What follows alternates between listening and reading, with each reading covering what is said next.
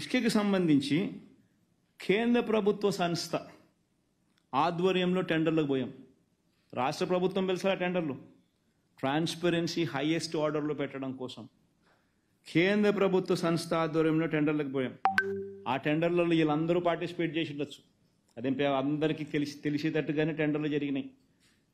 ఆరోపణలు చేసే ప్రతి ఒక్కడు కూడా ఎవడైనా కూడా ఇంక్లూడింగ్ ఈనాడైనా పార్టిసిపేట్ చేసి ఉండొచ్చు. ఈ వీళ్ళ నవయుగ వాళ్ళ ద్వారా వీళ్ళ వ్యంకుల ద్వారా, లేకపోతే చంద్రబాబు నాయుడు అయినా పార్టిసిపేట్ చేసి ఉండొచ్చు. వీళ్ళందరి కాంట్రాక్టర్ల ద్వారా అత్యంత ట్రాన్స్పరెంట్గా టెండర్లకు పిలిచి రాష్ట్ర ప్రభుత్వానికి అత్యంత ట్రాన్స్పరెంట్గా 765 కోట్ల రూపాయలు 2 కోట్ల మెట్రిక్ టన్నుల మినిమం గ్యారంటీ పెడుతూ 765 కోట్ల రూపాయలు రాష్ట్ర ప్రభుత్వానికి డబ్బులు కట్టేట్టుగా, అంటే 5 ఏళ్లలో 3,825 కోట్ల రూపాయలు రాష్ట్ర ప్రభుత్వానికి ఆదాయం ఇంతకు ముందు లేదు. నేను ఒకటి చంద్రబాబు నాయుడు అడుగుతా ఉన్న ఇసుక గురించి మాట్లాడేటప్పుడు ఎవడైనా కూడా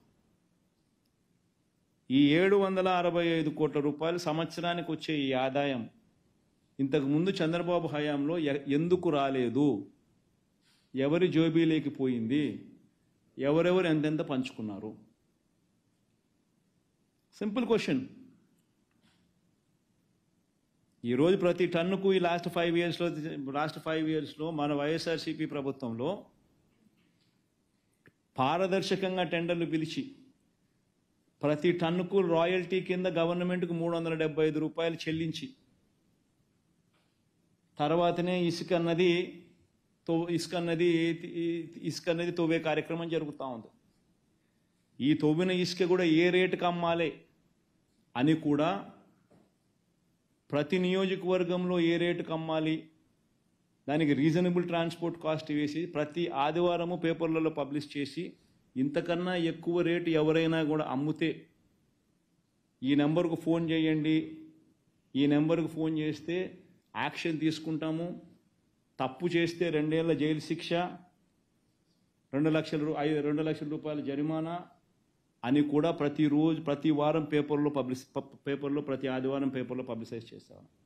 ఈరోజు చంద్రబాబు నాయుడు ఫ్రీ ఇసుక అని చెప్పి చెప్తా ఉన్నది చూస్తే, రేట్లు చూస్తే వైఎస్ఆర్సీపీ హయాంలో ఇచ్చే రేట్ల కన్నా ఈరోజు ఎక్కువ రేటుకు అమ్ముతా ఉండరు. వైఎస్ఆర్సీపీ హయాంలో ఇచ్చే రేటు కన్నా ఈరోజు ఫ్రీగా శాండ్ ఇస్తానని చెప్పిన చంద్రబాబు నాయుడు అంతకన్నా ఎక్కువ రేటుకు అమ్ముతా ఉన్నాడు ఈరోజు. కనీసం అప్పుడన్నా రాష్ట్ర ప్రభుత్వానికి 375 రూపాయల టన్నుకు వచ్చేది. 765 కోట్ల రూపాయలు రాష్ట్ర ప్రభుత్వానికి 765 కోట్ల రూపాయల సంవత్సరానికి ఆదాయం ఉండేది. ఈరోజు ఆదాయము లేదు, రేటు చూస్తే అంతకన్నా ఎక్కువ రేటుకు అమ్ముతా ఉండవు నువ్వు. ఇంకా భయానకమైన విషయం ఏమిటనంటే ఇదే చంద్రబాబు నాయుడు గారు కొడుకు ఎన్నికలప్పుడు మీకు అందరికీ గుర్తున్నాయా? ఇసుక స్టాక్ యార్డ్లకు పోయి సెల్ఫీలు దిగారు. ఇసుక కొండలు, ఇసుక గుట్టలు అని చెప్పి సెల్ఫీలు దిగి ఫోటోలు దిగినారు. మీ అందరికీ గుర్తుండే ఉంటుంది అందరికీ కూడా. ఆయన ఎలక్షన్స్ అప్పుడు దిగిన ఫోటోలు, ఇసుక కొండలు, ఇసుక గుట్టలు ఏమైనా ఇప్పుడు వర్షాకాలంలో ప్రజలు ఇబ్బంది పడకూడదని చెప్పి 80 లక్షల టన్నుల స్టాక్ యార్డ్స్లో పెడితే వీళ్ళు ఫోటోలు దిగి సెల్ఫీలు దిగి ట్వీట్ చేసిన ఫోటోలు పెడితే వచ్చిన 2 నెలలకు 2 నెలలు కూడా 40 రోజులకు ఎడా పెడా 80 లక్షలు 40 లక్షలు అమ్మేసినారు. ఎవడోడు పరిధిలో వాడు ఎమ్మెల్యే పరిధిలో ఆ ఎమ్మెల్యే ఆ ప్రాంతానికి సంబంధించిన లీడర్లు, లెఫ్ట్ రైట్ సెంటర్, వాళ్ళ మీద యాక్షన్ తీసుకోగలుగుతాడా ఈ మనిషి?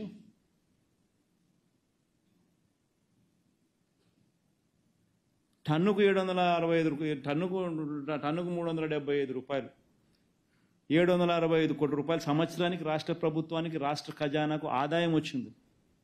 ఈరోజు ₹1 రాష్ట్ర ఖజానాకు ఆదాయం రాకపోగా ఇసుక లేదు, ఎడాపెడా దోచడము, రేట్లు చూస్తే వైఎస్ఆర్సీపీనే మేలు అని చెప్పి ఈరోజు ప్రజలు అనుకుంటా ఉన్నారు.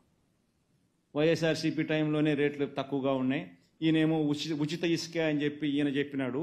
నేనేమో ఇల్లు కట్టుకోవడం ఆపేసిన 2 రోజులు, ఆయన ఉచితంగా ఇస్తాడు కదా ఇసుకారు అంత నాకు డబ్బు మిగులుతుందేమో అని చెప్పి తీరా ఆయన ప్రభుత్వం వచ్చిన తర్వాత నేను ఇసుక కోసం పోయేసరికి రేటు చూస్తే అప్పుడు వైసీపీ టైంలోనే రేట్లు తక్కువ ఉన్నాయి, ఇప్పుడు ఎక్కువ రేట్లు ఎక్కువ ఉన్నాయని చెప్పి ప్రజలు అంటారు. వాస్తవం కాదా నేను చెప్పేది? కళ్ళ ఎదుట కనపడుతుంది దోపిడీ. ఆయన ఏలెత్తి ఇంకొకరి మీద చూపిస్తాడు. కళ్ళ ఎదుట దోస్తూ ఉన్నారు. స్టాకులు లేవు, దోచేయడాలు, రాష్ట్ర ప్రభుత్వానికి వచ్చే ఆదాయం పోయింది. ఏలెత్తి చూపించడము, ఆరోపణలు చేయడము, దోచేయడము. చూడండి వైట్ పేపర్లు అనేది ఏం వైట్ పేపర్లు ఒకసారి గమనించండి. రాష్ట్రంలో గనులు లీజుల గురించి చంద్రబాబు నాయుడు మాట్లాడాడు. రాష్ట్రంలో గనులు లీజుల గురించి మాట్లాడుతూ పెద్దిరెడ్డి రామచంద్రారెడ్డి అని ఆయన మీద బండేయాలని చెప్పి విపరీతంగా ప్రయత్నం చేస్తూ ఉంటాడు.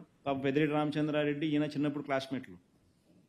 అప్పుడెప్పుడు పెద్దిరెడ్డి రామచంద్రారెడ్డి కాలేజీలో ఉన్నప్పుడు చంద్రబాబు నాయుడు కొట్టినాడంట.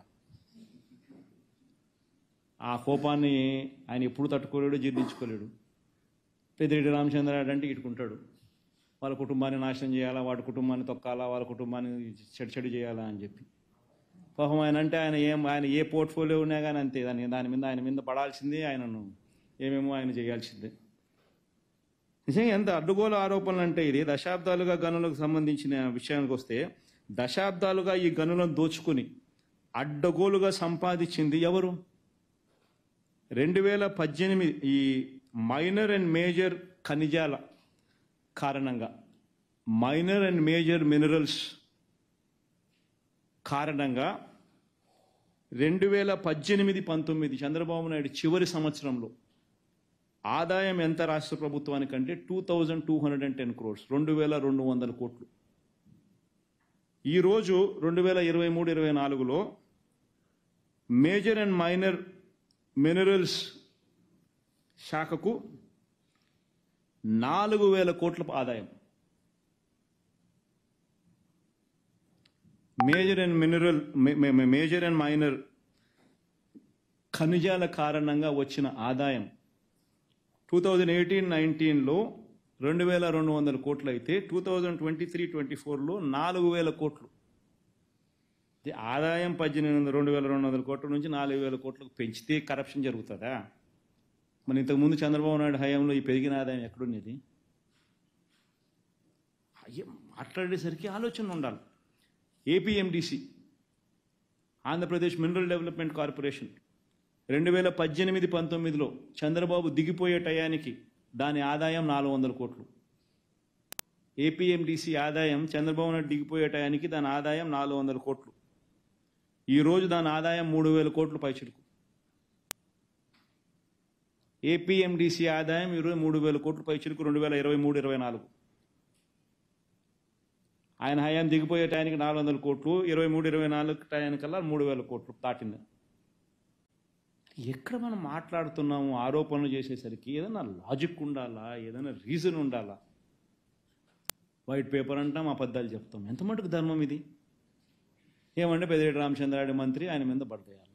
ఏమన్నా పద్ధతి, ఇది ఏమన్నా చేసే ఆలోచన?